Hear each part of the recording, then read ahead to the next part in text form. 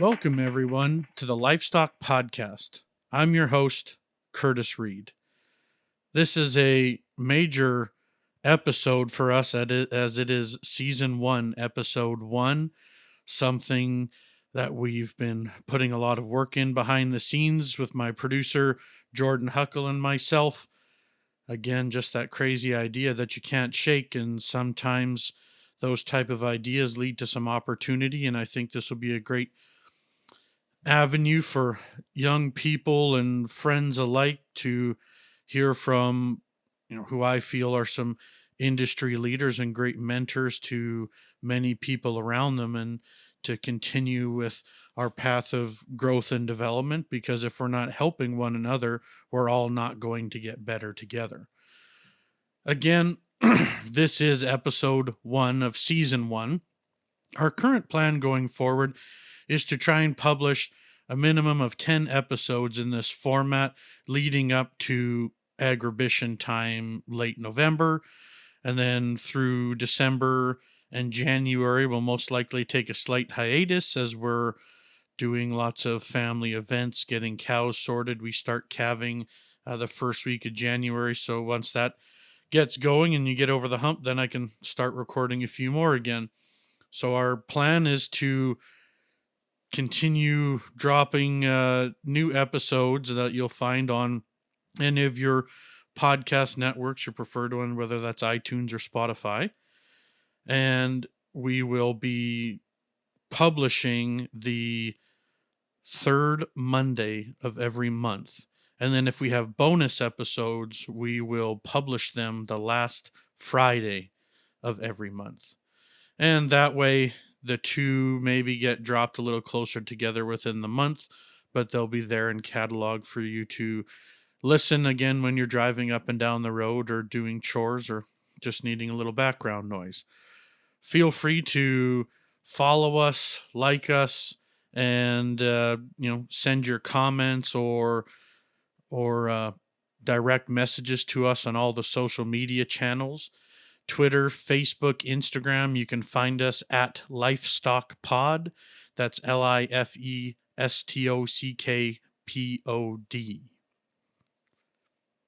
So now that the formalities and asking you all to come and follow us online, we're going to get into our first little segment here, sponsored by The Cliffs Farm. And if that sounds a little corny, that's because that's the name of my family's operation. We don't currently have any sponsors. This is just episode number one. So again, a nice little lead in where I'm sucking you in that if you want to be a part of this project, feel free to contact us, send us a DM on the social media networks, and we'd be happy to discuss your involvement with our podcast, whether you want to sponsor, if you want to cut in a sale advertisement sometime in a later episode. We're really open to everything, but this segment that is sponsored by the Cliffs Farm is called Goin' Showin'. The junior livestock show circuit was extremely important to me growing up. It's how I branched out, built confidence, had the opportunity to really travel within Canada, take in a lot of the scenery, and meet people from across our fantastic country, and especially within an extremely strong livestock business. So what we do in Go and Showing is just bring to the forefront some shows that have either contacted me or I've seen that they're hosting events and have some dates.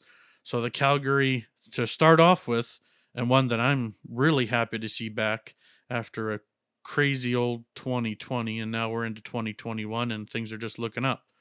So the Calgary Stampede Junior Steer Classic currently is scheduled for July 9th to the 18th. They're working on a finalized date and venue.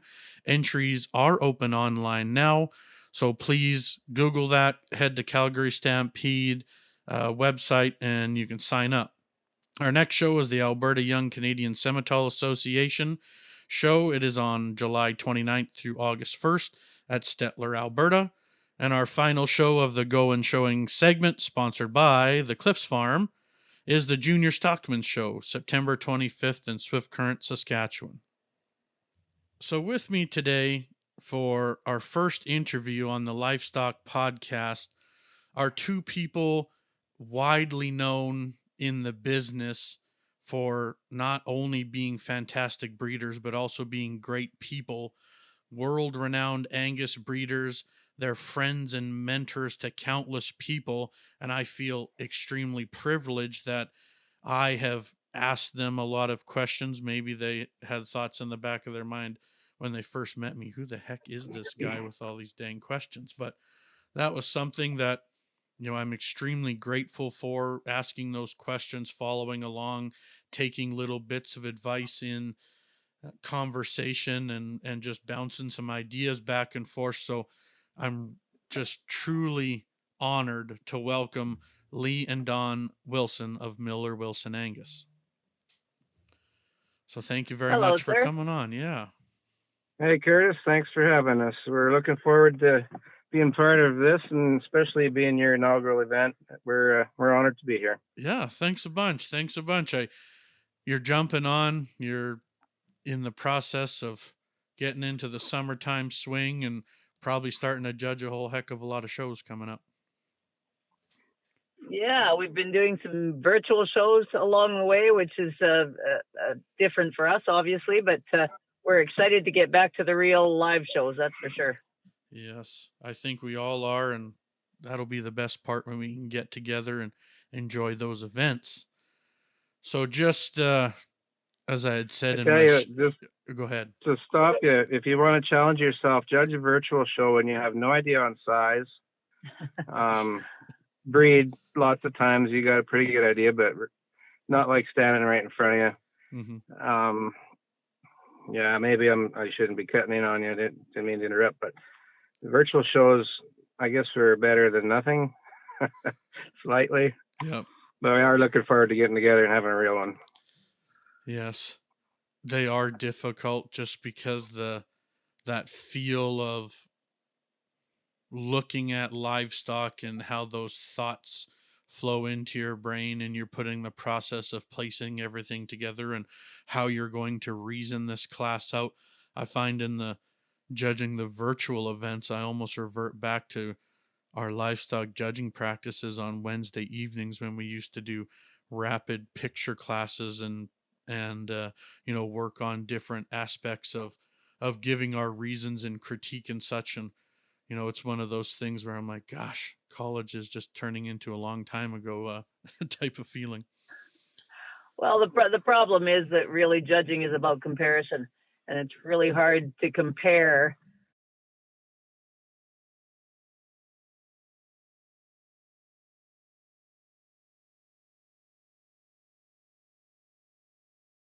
by a picture. You can certainly compare some things, but you can't compare size. You can't really compare thickness. You can't compare a lot of things that you can compare in real life. Yeah. One of those things where we're doing our best to get through the situation currently handed to us, and the light is starting to shine at the end of the tunnel. Yeah, it was still good. It was still a way to keep cattle in the forefront to some degree, and I think it was a best case scenario for a poor situation. Yeah. Well, that's good, and hopefully there's some people on here that are really eager to listen, and maybe are like myself, not necessarily have grown up within the Angus breed, that don't know the true origins of the Miller Wilson program, just in terms of how you guys started out, if you all met because of the breed wise, like, just kind of back to square one and going forward, and how many times, maybe Don had to tell Lee to just put it on the back burner, or, any good funny stories out of that, who knows? It's kind of funny. We're each sitting here pointing at each other, but I was raised in the cattle business. My grandfather would have come from Ontario in the early 1900s, and moved to Killam. He would have taken shorthorn bulls to Calgary Stampede in the 1920s, or to Calgary Bull Sale rather. On the train, I believe he would have ran them 15, 16 miles up to Viking, to where they would have been loaded and gone to the Calgary Bull Sale.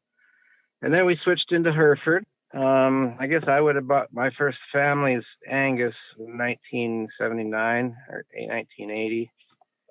and they were nice Angus cows, but in that time they weren't near tall enough or near big enough or whatever we thought they needed to be.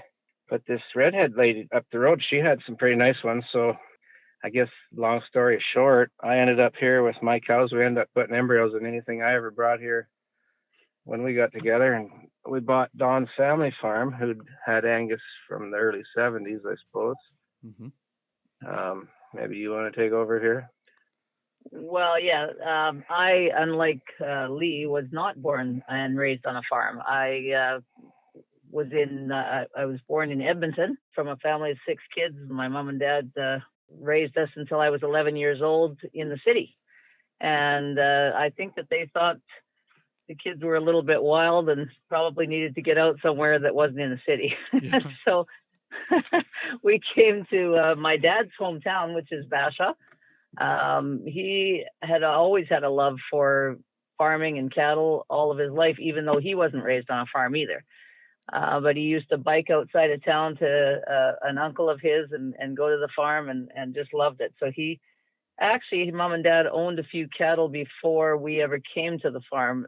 Nothing really of significance. But anyway, we ended up on the farm, and it's been a glorious ride ever since. And yes, Lee and I did meet because of cattle. Against my better judgment and with some good judgment at the end of the day. I swore I would never date a cattle person because that was the business I was in, and I wasn't going to date someone in the cattle business. But here we are.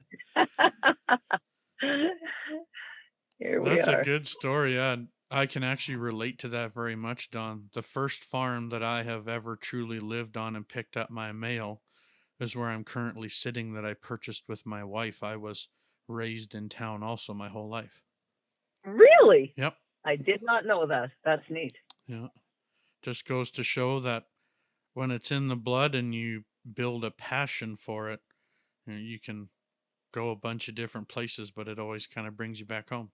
You sure can. Yeah, you sure can. So with moving to Don's family's place, and then you started building up your herd and breeding and putting embryos in Lee's cows by the sounds of things. And, and then now you've started, you have your own family, and now you have grandkids. If you just want to introduce your kids quick, because like I said before, I don't want you getting any hate mail from your kids if we don't give some of their business as a little shout out here, because we don't always answer them. There's social media power. Come on. So true. I watch some of those back and forths that, in fun and jest, and I'm like, oh my God, if the girls wanted to really rip someone, they could rip someone. We giggled at the notion that you said you don't want to get any hate mail from them, and yeah, it's probably true. Probably true. Anyway, we have 3 kids. Our son is the oldest, Ty, has a fiance, Ariel, and they have 2 kids, 2 little boys that are wild and fun and full of life and love cattle and love the farm and everything about farming. Mm-hmm. Our middle child is our daughter, Dakota, and she's married to Bobby, and they've got 3 boys that are as well just light up our life. We can't imagine life without our grandkids. So they're Bobby and Dakota Hunker, and their kids are Nash and Jameson and Maverick. And they as well love the farm, live the farm, breathe the farm. They tell us all the time where they're going to put their house and how many horses they're going to have. And That's awesome. It is awesome. And then our youngest is Jelaine, and she's married to Lauren. And they've got a boy and a girl, and our only girl. So we've got 6 grandsons and a granddaughter, and that's and they as well love the farm. They are out most days helping us. We thank the Lord because they are the best help and live and breathe the farm, and they've all got their own businesses as well. So we're pretty darn lucky, I know that. And I guess I didn't mention Jelaine and Lauren's kids are Colt and Jensen. And did we mention Ames and Arrow's names? Nope. Didn't mention their names either. Sorry. Ty and Ariel's kids are Ames and Arrow. So that's they all fantastic. love the farm. Yeah, love the farm, love the cattle. They're 5 years old and under, all 7 of them. They can all tell you when an animal's in heat and lots of. they're going to be the kids at school that sometimes the teacher's going to look at and be like, "What did they just say? Did they just say what I think they said?" We got to teach them to read first and be able to write down numbers, and then we'll have our heat checkers. Then you'll have your heat checkers. Yeah. Oh man, that's, to me, raising your family in this business, in this lifestyle, being raised in town, but we were at my grandfather's farm or the places where we kept our Herefords every weekend. And, that's something that just brought us closer together and a tight knit group. And, whenever we're visiting at shows, you have your family with you at the show, enjoying those moments together. And, that's something that I hope my kids want to do as we get older and just keep having fun with it. Yeah, that's for sure, Curtis. We feel the same way. Our best help and only help really has usually been our family, not just our immediate family, but nieces and nephews. And yeah, we've been really fortunate. I guess we're fortunate that our parents procreated as much as they did. We are lucky. The kids are good help. We've had other very good people too along the way. Mm-hmm. I'm thinking of Rachel for one. She's been amazing. I think our kids were just kind of always here ready to pitch in when they needed to drop whatever they're doing, and we're lucky to have that support. That is awesome. So as you're building your family and you're developing the cattle herd and you're pushing forward, are there some certain moments that stick out where you had thought to yourself, like, are we just, that crazy for trying to stick this out? Or was there a moment where you felt like you just tripped and fell over it and you were like, holy crap, that makes sense now?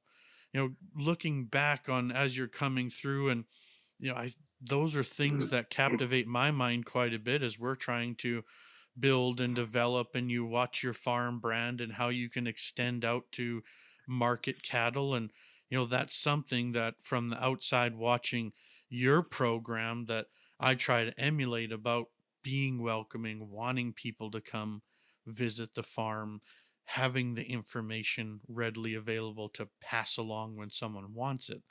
So when you started out, what were some of those steps to build to that point? Well, I'm going to take a step back from all that for a minute and just tell you a little story, because when, like I said, Lee and my beginnings were different for sure.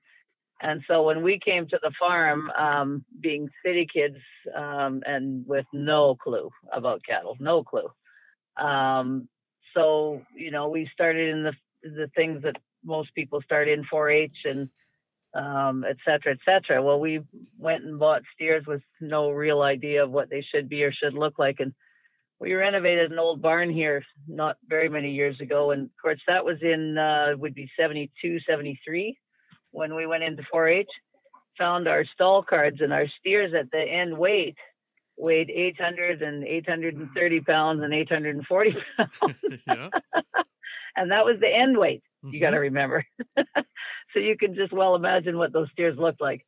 Yeah. Just no idea how to feed, no idea what we were doing. The steers weren't good enough. Nothing was good enough. And but in saying that, you learn if someone would help you along the way, there's a quicker step to that. Mm-hmm. Think that people like yourself who go about and help the kids when you sell them an animal and you're helping them along the way. And we see that lots in our industry where people are advising them how to feed, how to look after their cattle, how to clip them. They're showing them how to show them. All those things are they're so beneficial to our industry because it helps those kids along a little bit quicker. Yeah, I couldn't agree more with that. And one of the biggest privileges I think there is in selling some cattle is when you start someone from new, because I'm like you. When we first started out, it was not pretty.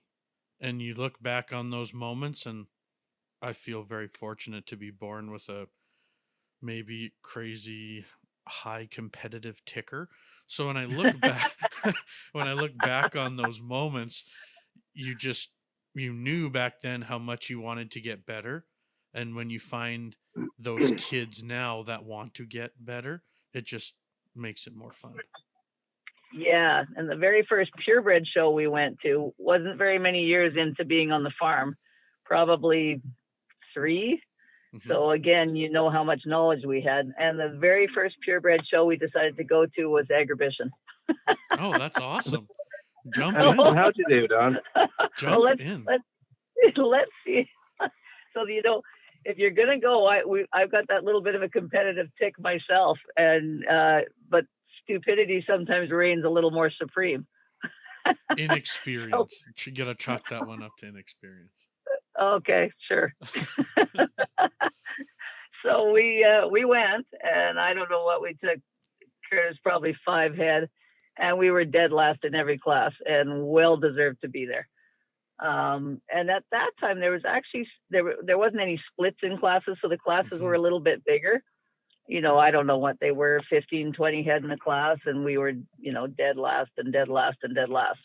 I sat on the bottom of those classes because I did the showing for our family, and I looked up that line and thought, boy, our cattle aren't very good, and they're not fed very well, and I don't like being here. Yeah. Not that I didn't like being at the show. I just didn't like being at the bottom of the class, and I don't mind being there. I just don't mind. I don't like being that out of place. Yep. And so when I looked, and I thought, okay, we have so much work to do. We have even at that young age, realizing that the cattle just weren't good enough, and they weren't fed enough, and all those things. So, I think that people that are going to advance need to understand that sometimes there's a lot better cattle in the place than your own, as there was on that day for us. We didn't go to Agribition for a year or two after that because our cattle certainly didn't belong there. So who did you start watching in that moment, in that realization where the competitiveness kicks in and you say, I don't want to be down here? Who did you start watching and learning? Was there a certain person that you started quizzing? Well, there was family friends of ours that lived in Basha at the time named Molsons that were certainly an influence to us. Craig Fluelling was a big influence. He actually helped us the very first time we had any success at Agribition.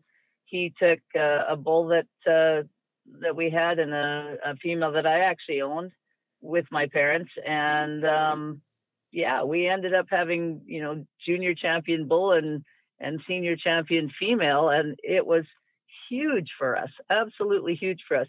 But knew how to fit cattle, he knew how to get them ready, and boy, he taught us a lot, in those early years. And I give him a lot of credit, but I give a lot of people credit. There was so many people that we looked at and that I personally looked up to and looked at and thought someday I'd sure like to be as good as them. There was lots of people that have come and gone. Yeah, like so many that I can. It's hard to mention them all, but I think of the Perrys back in the day, and lots and lots of people that we just thought a lot of. Mm-hmm. So as your family is starting to develop the herd, and you're trying to take those steps in to achieve those division championships, was there a certain genetic line that interested you? Were you AIing then? Had you started to flush cows? Like, how were you going about, a more rapid genetic advancement in, say, 3 to 5 years at that time? Well, my dad and mom were very interested in cattle, and as I said, my dad in particular had a love and a real love for cattle, and especially Angus cattle. Which weren't popular, obviously, back in the day. And then, so when we moved to the farm, he had his eye on a place called Wandering Creek Ranch, and they lived just a few miles down from us. His name was Wilfred Schultz, an old bachelor, never ever married. But around the Basha area was a real hub for Angus cattle and some really famous Angus cattle. And as I said, they certainly weren't as popular, for a lot of years as they are now. But, Dad had a real notion that if you got the females right, you would get everything else would come. Mm-hmm. And so he had his eye on a cow at Wilfred Schultz's that he wanted to buy, and Wilfred would not sell him that cow. And so the day that she dropped a bull calf on the ground, he bought that calf for $5,000. And that was in 1974. And the bull's name was Wandering Creek Dynasty, JRM2F. And that bull was the first one that really made a huge impact on our herd, and did for many, many years. And he's a bull that actually impacted the whole breed, both in the States and in Canada. Mm-hmm. And I think we figured out here not long ago what that bull would have been for money wise if you converted it, and it was something like 35,000 or something if you were to compare money from that day to now. I was gonna say 5,000's a lot of money. It was huge. It was absolutely huge money, and it was the day that calf was born. Dad bought him, and of course couldn't take possession until he was weaned in the fall. But that's a pretty big step for people that didn't have very good cattle. Yeah, I'm not sure I'd have the brass ones to lay out $30,000 on a wet bull calf yet. Yeah. So it's a pretty neat story. He became a Pathfinder bull in the States, which is a pretty big deal. Yeah. Oh, that's really neat. And then that bull probably blew open a crash course in livestock marketing and genetics and a bunch of different things all in it. He would have been a lifetime learning experience wrapped into just one bull. Truly was. And my dad was a real pedigree watcher, et cetera. But the funny thing is, that bull was born in 1974, and our daughters revamped our website and put in an online store here not long ago. And the first thing to sell off that website on the online store was Wandering Creek Dynasty JRM2F semen. Really? That's awesome. How neat is that, eh? That is neat. And someone was purchasing ampules for flushing? Yep. Just for breeding, actually. Yeah. Okay. Well, so those good genetics can live on, mm-hmm. I guess a lot of things were lucky for us that we ended up in the Basha area with so many great breeders in the breed that we were in. Yep. So within the breed itself, and you're talking about, all the different breeders around you, and we all push one another as breeders. We want to be great. A lot of people that are raising purebred cattle aren't doing it because they just like the extra work. They want the task of raising that next one or improving themselves from what their current baseline is to build up, something that much higher. Like when you look at how you set about some of those goals, you had your family's operation, you have the Wandering Creek Bull, and you're selling the semen. Is there anything that comes clear to you about some steps that you took going forward from there, whether it was partnerships or the reinvestment on more cattle, or how you decided to then market the next generation after that bull or what he was producing? Yeah. That's the continuum that you need to be on, because if you stop looking for the next one that can improve your herd, it's hard to move forward, isn't it? Mm-hmm. Like I said, we had so many breeders in this area. We had Reich's, Greenville, Angus that were down the road that to this day they're I don't know, third generation, fourth generation coming up on their place. Same thing, Kurtis, and they have a huge history in the breed. So that there are other people that we look to emulate and look through their herd and use some genetics of. And it's a constant moving forward. And if you're not, like I said, it's tough to keep up with the times, because I'll tell you what, there's some tremendously good cattlemen mm-hmm. that are going to run by you awfully quick. Oh yeah. If you don't keep and that we keep learning from them as well. Right. We're lucky. We're lucky to have as many really good cattlemen and good cattle in all the breeds that we see it, because it makes our industry strong. I'm going to throw a question at you off the hip that I just thought of, not in any of the show notes that we've, sent and reviewed a little bit, but in your words, how would you describe managing that momentum that a program builds when you talk about always looking for the next one?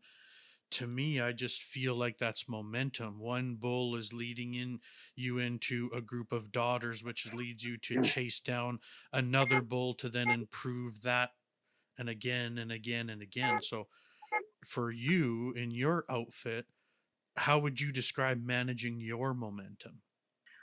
We are always looking, I guess, more even for the next female that we want to try to build off of. Mm-hmm. And I guess we've kind of maintained that thought that if you build the cow herd right, the bulls will come. Yeah. So we're kind of always really, really focused on the maternal end of things. That's a bit of a tough question to answer, Kurtis. It is. But that's the weird stuff I think about. 99% of the time, the momentum that may be building, you don't even know it is. Right. That's true. You might stand at your stall and you're getting good traffic at a show or wherever you happen to be. We all hope that helps down the road. It may not transmit into dollars today or ever, but that guy's going home and telling his neighbor, oh, he liked something here, liked something there. So to come out of any show, or to answer your momentum question, saying it was good or bad for this or that, I don't think you ever know that. Mm-hmm. Same as when we try to sell our cattle here out of the yard, of course we want them to be suited the best one we can get them for the within his price range. But we're looking at, or at least I'm always trying to think of 10 years down the road and sell him his 20th one. Mm-hmm. That's still going to help him and take him forward, as opposed to just his first one and put him on the back burner. Right. So to me, that's the momentum that I see that I like to transmit into our customers. But as far as your show momentum, I don't know that we ever even knew what we had, if we ever did. We can sell embryos all over the world, and we're getting good success stories coming back. And, I guess you would consider that a momentum builder to what? I don't know. It's just what we do. So you keep customers happy. You keep giving them success stories to tell us, and the rest just works itself out. Yeah. And then you also do a good job in sharing those stories. Well, it's easier now. Yeah. Like Don and I are not computer people, as you have gathered. Well, we're doing great. Come on, sound quality is excellent. We're on time. We're rocking. Well, just for everyone out there listening, we're sitting in our truck. That's the only way we can figure out how to run our phones and both talk at once, and it's working. So we're doing truck karaoke. Yeah, exactly. Well, it's working good. It's like a date night just in the pickup. Yeah, like Don and I, we like the outside stuff around the cows, and I guess if we're missing that techno person on the farm to take us forward. The Facebooks of the world have been great because they're simple, they're easy to run, they're quick, and whether you see it or not, doesn't matter. It's still out there somewhere. Someone's looking at it, mm-hmm. and it's cheap and quick to do. Yes, I agree with that. That kind of leads me in to just to jump to another quick little part there of, I had highlighted every day is sale day. When I read that on your last print ad, I just was like, that is the simplest phrase that just carries weight to it. Every day is sale day. Every day matters to us with the cattle, right? That's how I kind of took it. That's true, and that's been a line that's been used, I'm sure, lots. And whether I'm not going to take credit for it, no, yeah. Whether Don's family had it or what, but I would love to have the idea of a sale, but I also would hate when people are driving out of the yard and I didn't get selling a bull and they're going back to Mexico. Right. Because they got to wait for a sale. And it's not like we have a huge amount of cattle to sell either. So, mm-hmm. So what did you ever do like consignment sales or online sales? Did you start in any of those before you went to strict private treaty? Oh yeah. Don's family had a couple of production sales here with 3 or 4 other partners, and and they were good. I should let her answer this, but lots of Calgary bull sale bulls, Lloyd bulls back in the day. It was kind of what everyone did, right? Yeah. And you saved your good bulls to go to Calgary. Mm-hmm. That was just the way it was back then, and it's kind of sad that those days are gone, but I think it's probably better now that the way it is. Yeah. So Don, what were those production sales called? Were they named, or was it just a breed, like a list of breeder names? Yeah, it was Miller, Angus, and Guest production sale. Oh, awesome. So we brought in people who had used any genetics from us, whether it be by semen or bought a cow or a heifer or a bull or whatever. Mm-hmm. So it was kind of open to any of those people to come. Mm-hmm. And yeah, they were awesome. I mean, again, no dollars like you would see anywhere near today.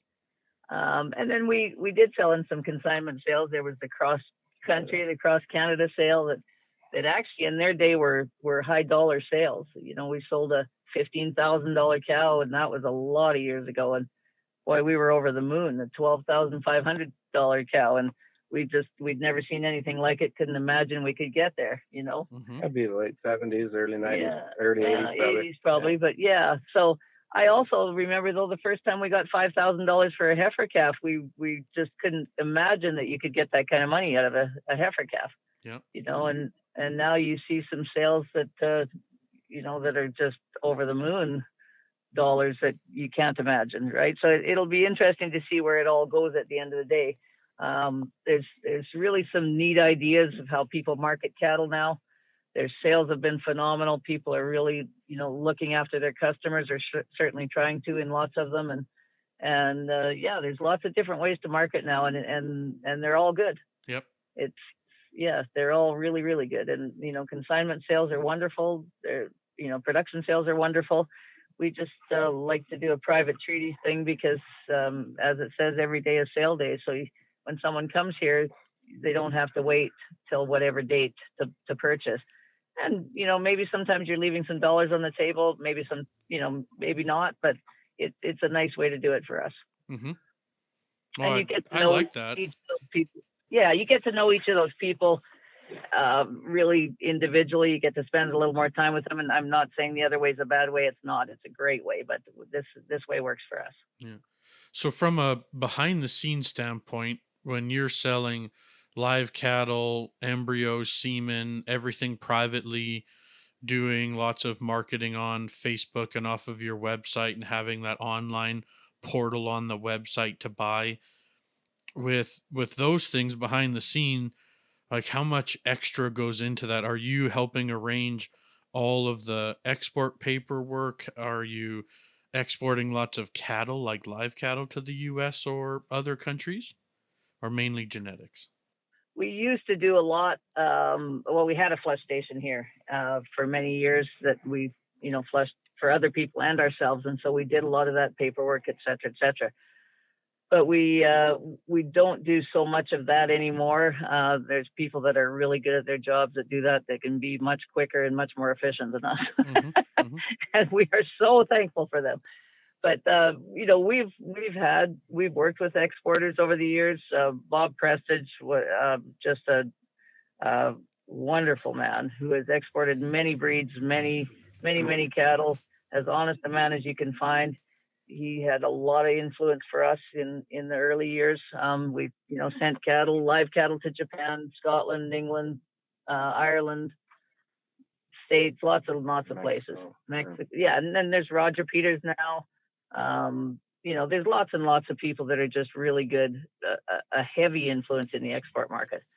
We export a lot of our own genetics as well, but we also are very thankful for anyone, that's in the industry, that is in the export business, that works hard at it. Mm-hmm. Oh, that's interesting.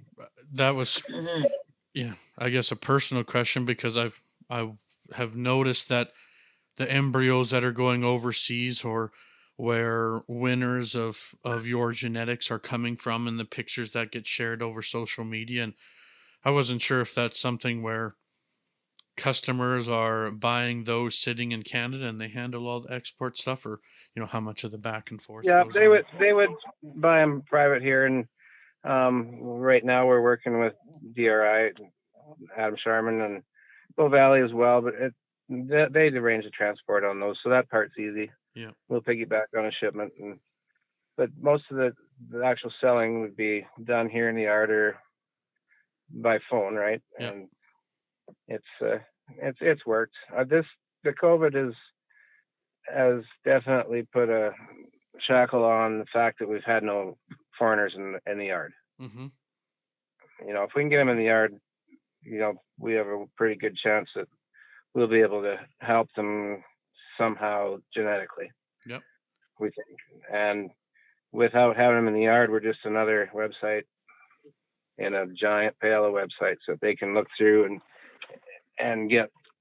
You can get lost in that sort of thing unless you have something to make yourself stand out. I guess getting back to that, you said the pictures in other countries that are winning, and I think that's part of the key too, is to find the people that can take you forward in another country, the people that are good at what they do in that end, on their end too. Oh yeah. Those same embryos in someone else's hands wouldn't probably succeed like they did for Sometimes those people, it's right? not how much you sell them for, it's who you sell them to at the same time. That's There's a lot of it. there's That's a a lot of big it. time effect on your program, on your image when they have those cattle. Yeah, and we've been lucky on that instance lots of times just to have them in very good stockman's hands. Mm-hmm. That's a good statement, Kurtis, that you just said. I Very can't. good statement. I stole that also from someone, like Lee said about Everyday Show Day, but I can't remember who I heard that from. Just maybe in all the podcast world that I listen to, or whatever. It's just I think about that quite often as we've started to, try and sell more, try to be more relevant in our own decisions, and to, make those advancements that we want to. But you always have to remember about where you came from and where, that empathy factor when people are coming to buy something. I do want to circle back real quick just on the comment when you're bringing people in. As a traveling salesperson, like a feed rep that I am, I feel so fortunate. I get to go to so many different yards and look at so many people's cows and different cows and this and that. And I've just come to the conclusion that people don't travel as much anymore. And I think that's a bad thing for all breeds. I couldn't agree more, Curtis. Could not agree more. Because it's kind of like the difference between a virtual show and a real show in the show ring. You can look at those pictures all you want, but you really don't get the real look at them until you see them in person. And to even to understand what they want as a potential customer, what kind of cattle they're trying to raise. We had a customer a lot of years ago, and we learned a good lesson from it. He was from Denmark, and we thought we understood their market, and we probably didn't understand it as well as we should have. Right. And so, once we understood their market, we wouldn't have sent him the embryos that we sent him originally. Now, thank goodness he, did become a long-term customer, but you really, we can't force what we like in cattle on somebody else. Mm-hmm. We can give them our, the best of what we've got that leans towards what they need. Mm-hmm. So if they want the biggest cattle in the world, you better go after the biggest cattle in the world for them. And if they want the most moderate cattle, then you better, provide the moderate cattle, because they're not going to be happy if it doesn't match what they want or what they want for their market. Yeah. And everyone's market isn't the same. Yeah, I agree 100% with that. I also... And to expand on that a little bit, we've been asked to judge in some of those countries where the cattle are different than we would probably prefer, and decline it just because they're not going to be happy. We're not going to be happy. Right. And if you start trying to guess what they think they want, we're not the people to be doing it. Mm-hmm. You put yourself and those breeders in a very awkward position when you... Yeah, it's not good for anybody. No, it's not. It's tough. That'd be a tough look. Well, and in saying that, I think sometimes they want a different outlook too. you have to be cognizant of that. Sometimes Yeah. they're trying to change what's happening in their country too. And so, yeah, you have to be cognizant of all of it. Right. And you have to be appreciative of different environments wanting different, and different markets wanting different animals than what we ideally like. But I think that the one thing that is true, whether you want them, big or small or medium or whatever, structure can always play into it. So you can always, hang your hat on structure. Right. So when we talk about the show ring and the commercial cattle business, and we think about the show ring to the pasture, like this is something that we have talked about sitting at the stall before, where we like to show what we raise. We're not necessarily raising something to show it. What is your perception of that statement and the type of cattle? Are you being more influenced by customers, or are you keeping your own vision and rolling with it to find that next genetic opportunity, when you talk about looking for the next female? Well, I think you have to be cognizant of it all. I think that, we're always pretty true to ourselves, but you also have to understand, I think, that the industry changes. And if you think it won't, you're crazy, because it is ever changing. Even though we think we got, the right type today, and we all think that way, it will change. It always changes. So, to be relevant and to stay, in the game, you have to understand when things change. You need to move a little bit towards that. You don't have to be as wild as maybe, the outliers. The what? The whole 80s. The whole 80s. But you need to move a little bit towards wherever the industry is going, right? And still try to stay true to your type, right.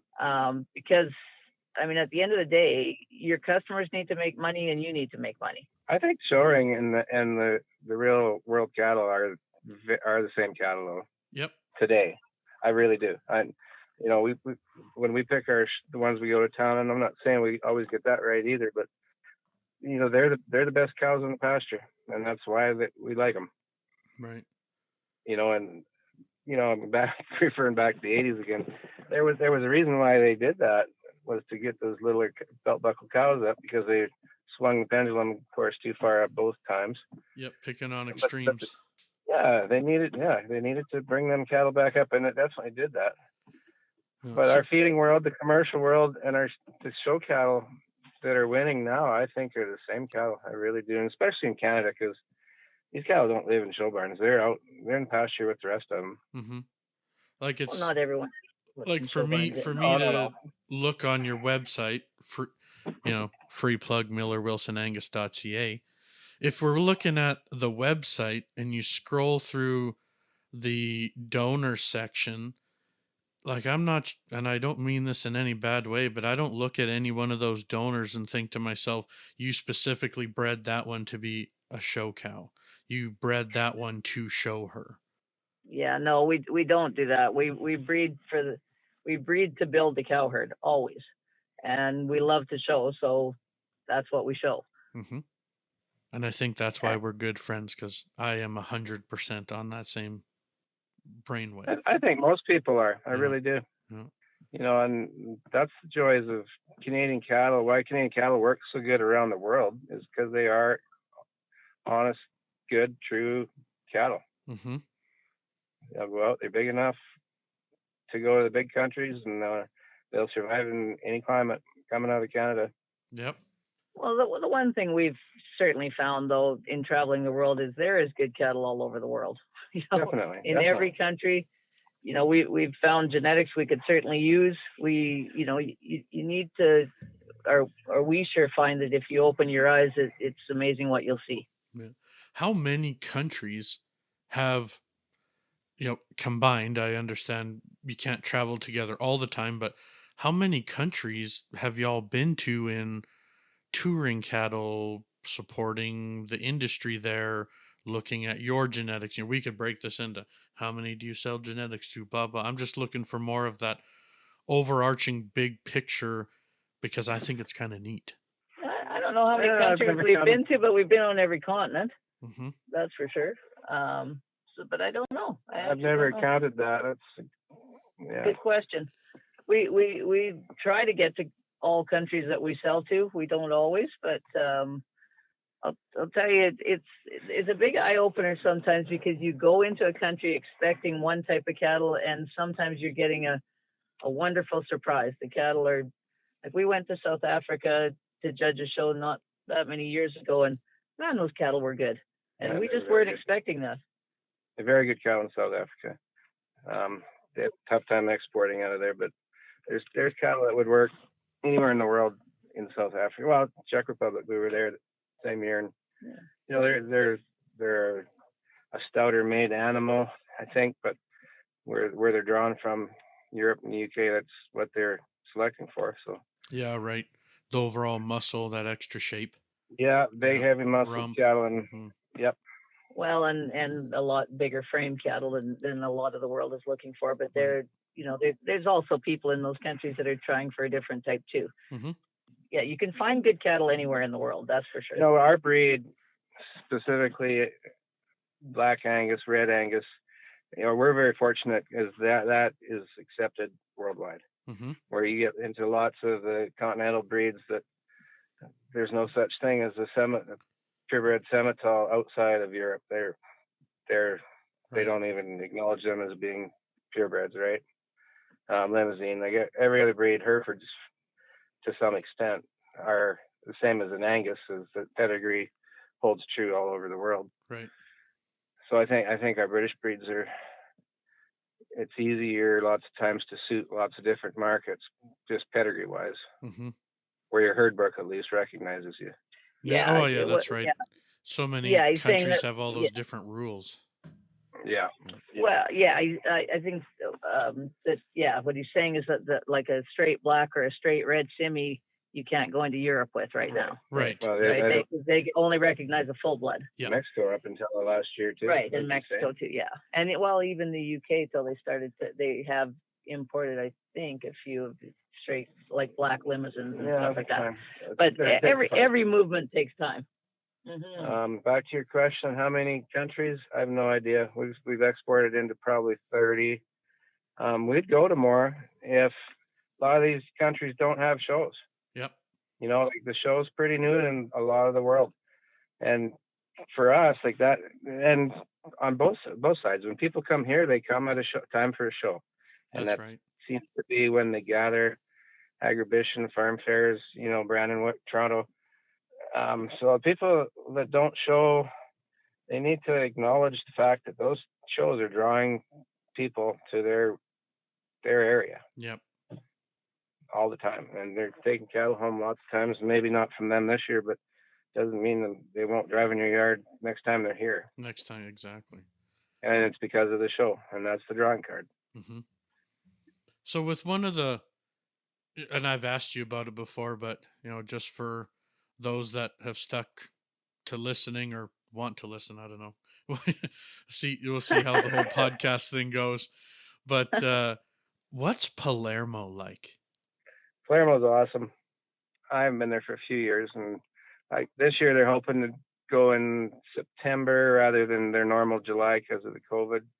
I think get outside the city, the cattle would be a bit shorter frame, smaller frame cattle.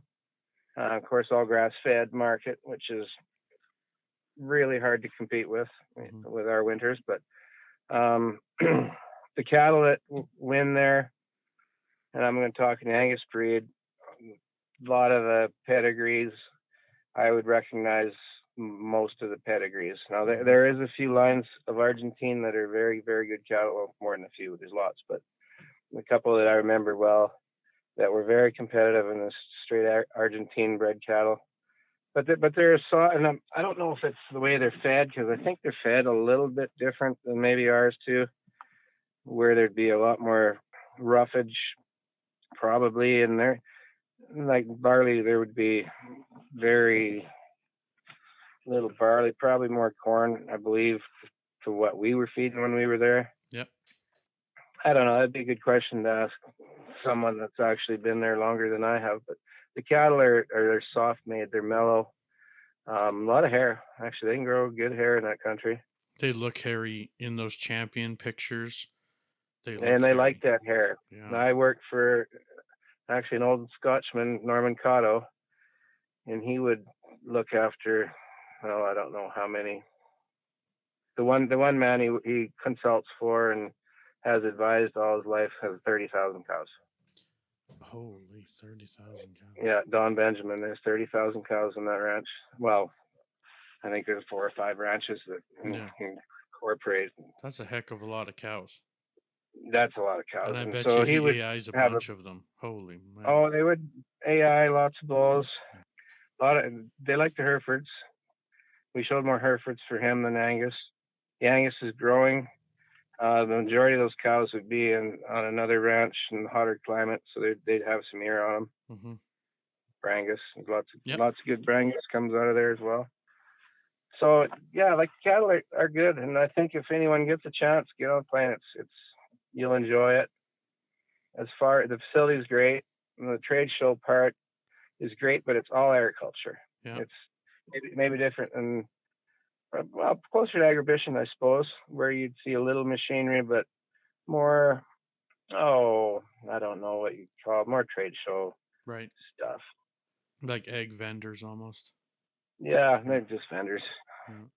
Not a huge machinery trade show there, but it's worth the trip. I really do think that. And if you get a chance to get out of the city, it's flat as a table. The whole country is flat, but they can grow. They get a lot of rain. They can grow feed. That's neat.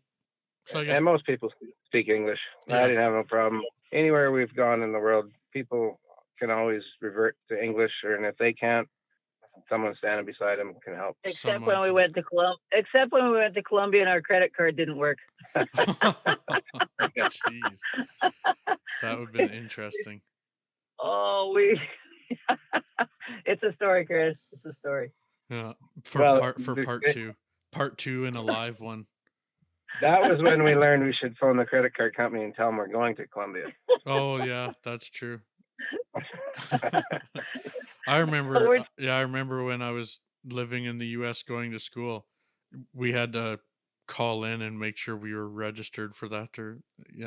I've run into that issue. Well, sometimes our credit card doesn't work because it just doesn't work. But that time, it was just because we hadn't phoned the credit card company.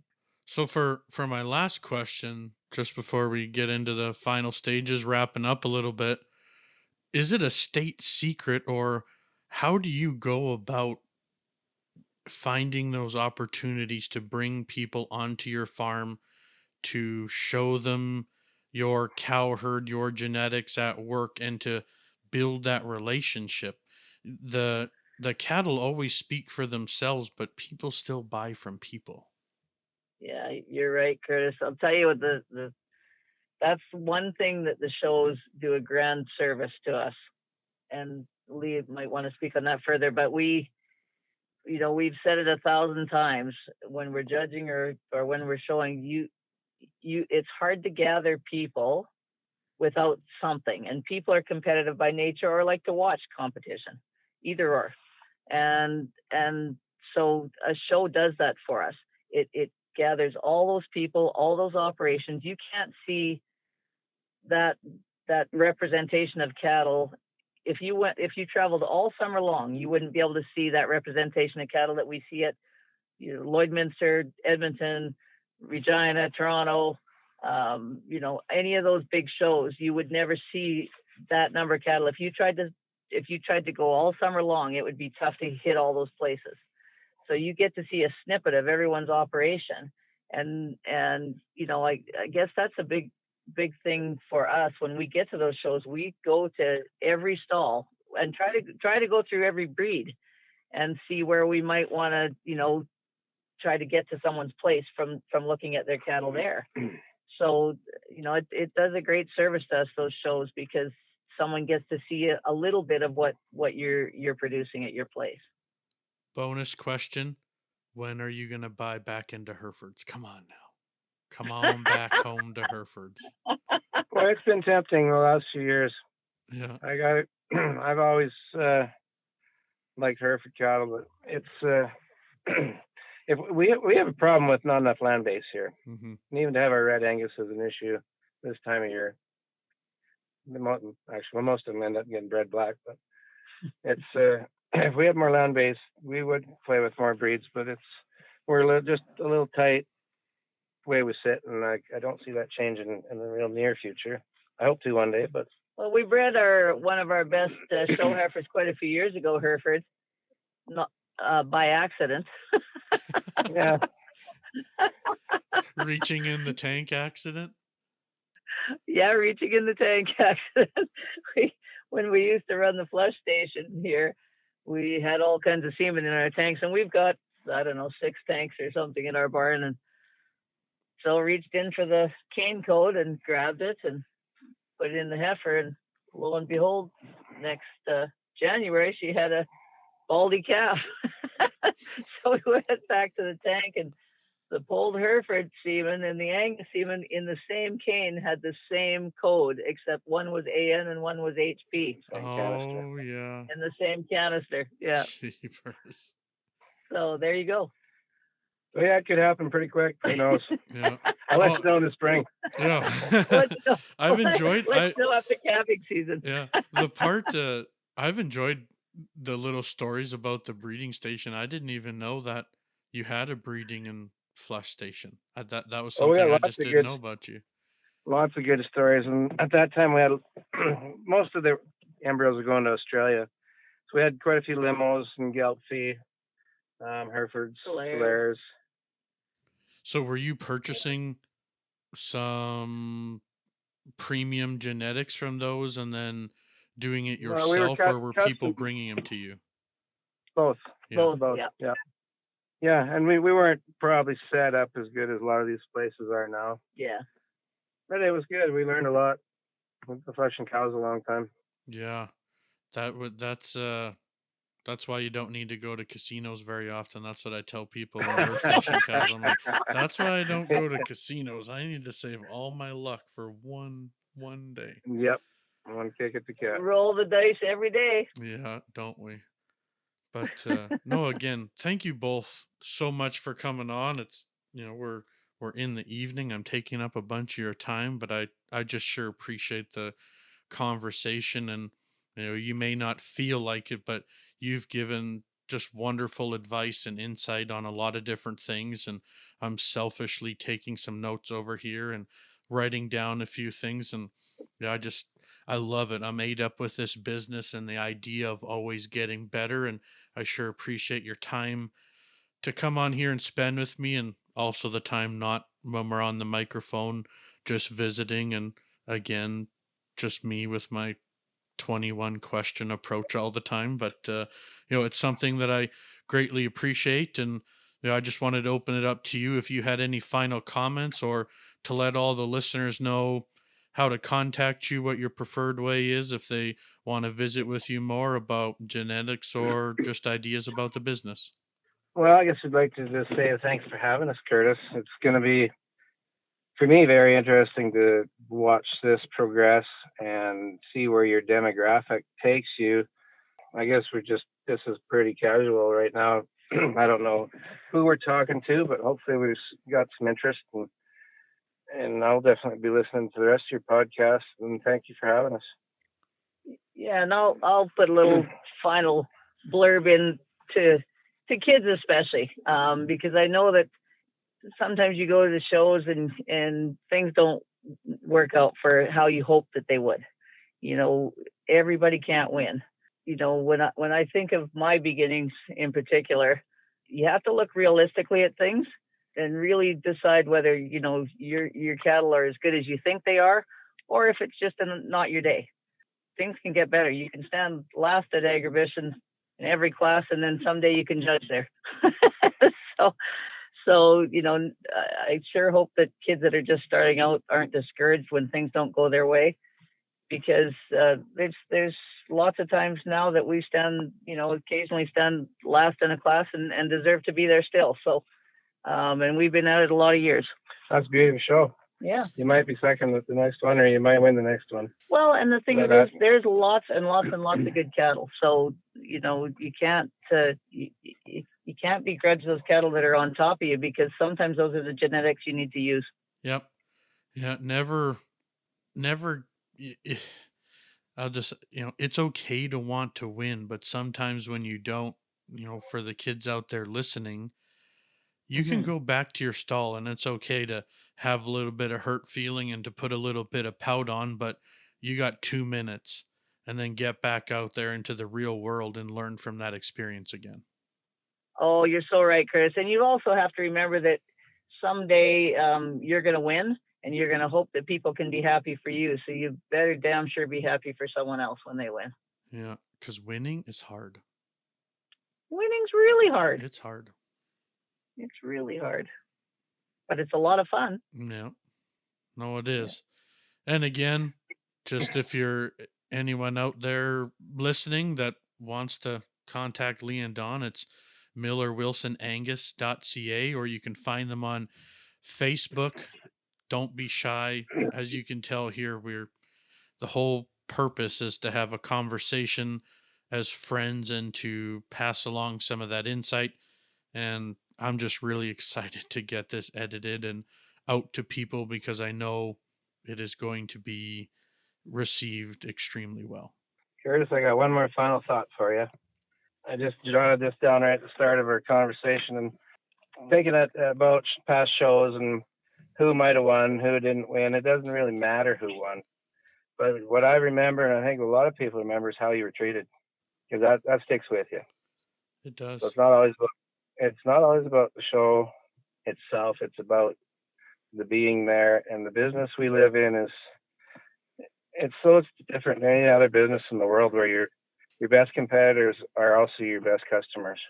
And your good friends. And your good friends. That's what I was exactly going to say. That's exactly right. That's what sometimes make the victories that much more fun, and the second, third, and fourths still fun. Absolutely. Yeah, absolutely. In every breed, we've got so many people we admire in so many breeds that are so good at what they do, and we admire people that are still trying to get there. Yeah. Because we're always trying to get there. No, that's perfect. And other than that, from me, I don't have any other questions. Well, everyone's welcome. If they're ever coming by our area, stop in. We like touring cows, or show you whatever we can. Mm-hmm. Thank you, Kurtis, for having us. We certainly appreciate the opportunity, and certainly look forward to seeing how this all plays out for you. Yeah, well, thank you so much. Say hi to your family from me, and I sure as heck look forward to seeing you down the road here. To our listeners, thanks again for tuning in to Season 1, Episode 1 of Livestock Podcast. A heartfelt thank you goes out to Lee and Dawn Wilson from Miller Wilson Angus for being the first ever interview on my podcast.